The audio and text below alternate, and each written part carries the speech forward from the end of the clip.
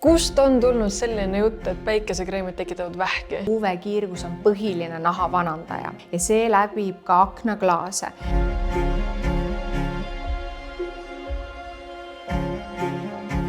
Okei, see muuds. Suvi ja päevitamine on cancelled, sest väidetavalt päikesekreem tekitab nüüd vähki. We all have heard by now that sunscreen is actually bad for you and can actually cause skin cancer. I have a problem with Australia. I went to Bondi Beach and I got outside. Some guy goes, "Here, take some sunscreen." And I said, "You get that cancer water away from me, okay?" Kuna meil alles hiljuti oli esimene 20-kraadine päev, siis nüüd on viimane aeg ette võtta müüdid ja selgeks teha, kas me mökerdame ennast siis see suvi edasi ja saame päikesekreemidest vähid või ei tee midagi ja lepime niisama 3. astme nahapõletusega.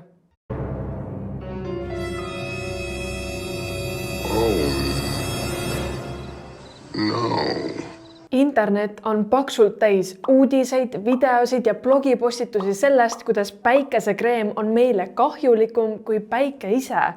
Aga kas päriselt on nii? Did you know that they have found a carcinogen that can cause cancer in sunscreen?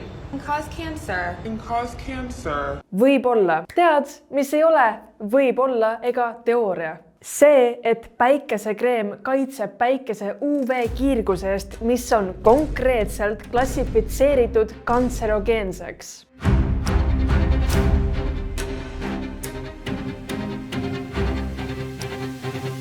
Kust on tulnud selline jutt, et päikesekreemid tekitavad vähki? Päiksekaitsekreemides kasutatakse füüsikalisi, aga ka keemilisi filtreid.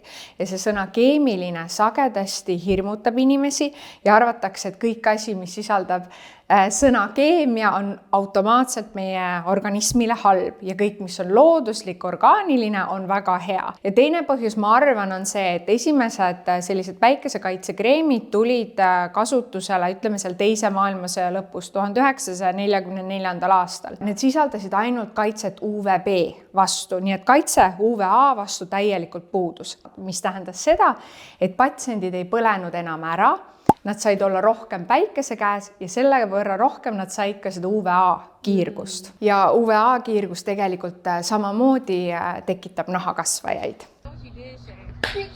Oh my God! Sharkeisha! Kummast on siis tõenäolisem vähk saada, kas päikesest endast või nendest kreemidest? 100% päikesest. If you use oxybenzone every single day for 277 years, then you'll get the same concentration that they got from when they fed it to rats. So this is what's going on in these studies. This ingredient may go into your body, particularly if you use it on open and broken skin, but it's not of a concern. Kui sa juhuslikult ei pane oma vanni täis päikesekreemi ja ei hakka seal ööd ja päevad ligunema või kui sa hakka seda juhuslikult sööma, siis sul on kõik hästi. Kõige lihtsam analoogia selle jaoks on see, et ka banaanid on meile mürgised, kui neid väga suurtes kogustes süüa. Aga see ei ole väga realistlik, et sa sinnamaani jõuaksid. Ega ju? Pigem ma ütleksin päikesekaitsekreemide põhiline mure on see, et tegelikult inimesed kasutavad neid natukene liiga vähe. Et kasvajate teke ja päikesekaitsekreemide vahel siiamaani ei ole mitte ühtegi seost. Nüüd, kui me saime selle elevandi siit toast välja, siis võtame ette veel mõne müüdi ja ka selle, kuidas, millal, miks ja millist päiksekreemi sa peaksid kasutama. Ma mõistan, kust selline arusaam tuleb. Tundub ju loogiline, et kui sa oma nahale kreemiga kilbi ümber ehitad, siis ei tule sealt midagi läbi, ei head ega halba. Aga reaalsuses on asi lihtne. Sa ei pea laskma endal täiesti ära grillida, et oma D-vitamiin kätte saada. Ja isegi päikesekreemiga pääsevad mõned UVB kiirgused läbi. Kas päikesekaitse blokeerib meie D-vitamiini sisseimendumist? Põhimõtteliselt jah. Aga uuringud on näidanud jällegi, et tegelikult tavakasutaja kasutab päikesekaitsekreemi isegi poole võrra vähem kui võiks. Nii et täielikku UV blokaadi me ei saa ja seetõttu tegelikult D-vitamiini produktsioon jätkub. Arvatakse, et umbes selline 15 minutiga me saame suvel oma D-vitamiini vajaduse kaetud. Kas see purgist võetav D-vitamiin erineb kuidagi päikese omaga? Toidulisanditest saadud vitamiin D ei ole mitte kuidagi ebakvaliteetsem või halvem tervisele kui päikeses saadud vitamiin D. Lõpetage ära. Melanin annab absoluutselt veidi rohkem kaitset, aga kindlasti mitte piisavalt, et päikesekreem oma rutiinist välja visata. Uuringutest on leitud ka seda, et tumedanahalistel inimestel avastatakse vähk palju hiljem ja seetõttu on see ka neile surmavam. Ehk päikesepõletust ei huvita, mis tooniga sinu nahk on. Kas ainult paberivärvi inimesed peavad kandma päikesekaitset? Ja, no ütleme nii ja naa, et tegelikult ikkagi iga inimene peaks kasutama päikesekaitsekreemi. Meil jaotatakse siis nahad värvuse järgi 6 Fitzpatricku skaalal ja mida heledamad me oleme, seda suurem tõenäosus on meil ära põleda. Ja mida heledamad me oleme, seda suurem tõenäosus on ka nahakasvajate tekkeks, nii et selles osas kui on tegemist heleda naha, punakate juustega patsiendiga, siis alati päikesekaitsekreem on eriti oluline. Bombastic side-eye. Ta ei usu päiksekreemi. Peame sul testrid kaasa andma.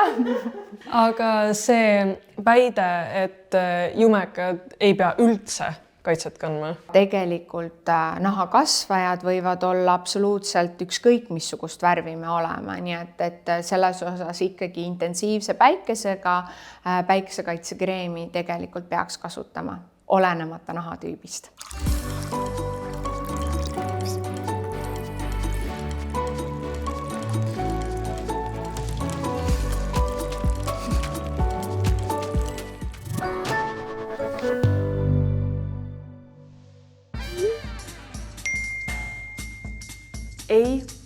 Ei ja veel kord ei. Päikesekaitsekreeme tegelikult peab uuendama iga 2 tunni tagant. Kui käid ujumas, kuivatad, higistad, siis peaks panema isegi seda sagedamini.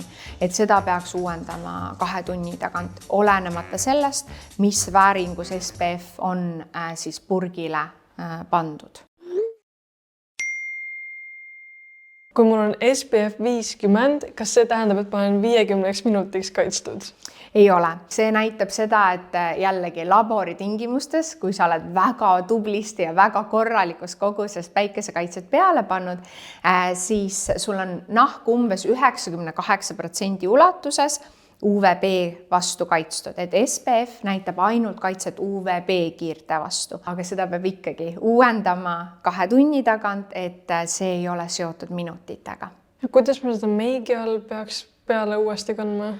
No see on keeruline, jah. Ütleme nii, et meigi all, mida ma soovitan, on tõesti see, et pigem kasutada ongi päikesekaitsekreemi, teha meik sinna peale, võimalusel, kui on väike SPF veel seal meigis lisaks on ju ideaalne. To apply the correct amount of SPF, you want to apply sunscreen down the length of your middle finger and your index finger. This comes out to about half of a teaspoon, which is the amount most dermatologists recommend for your face and of course your neck. Päikesekaitsekreem peab olema viimane samm peale nahahooldust, aga enne meiki. Ja mida sa võid teha päeva jooksul, tänapäeval on sellised läbipaistvad mistid või sellised udud, millega saab siis ütleme seda päiksekaitse kogust uuendada, aga ta kindlasti ei anna nii head kaitset kui korralikult siis nahale see kreemi kandmine. Aga kas see on parem kui mitte midagi? See on kindlasti parem kui mitte midagi.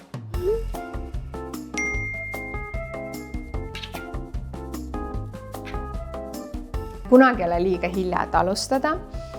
Selles osas, mida varem, seda parem. Okei, sellest mõttest ma saan ka aru.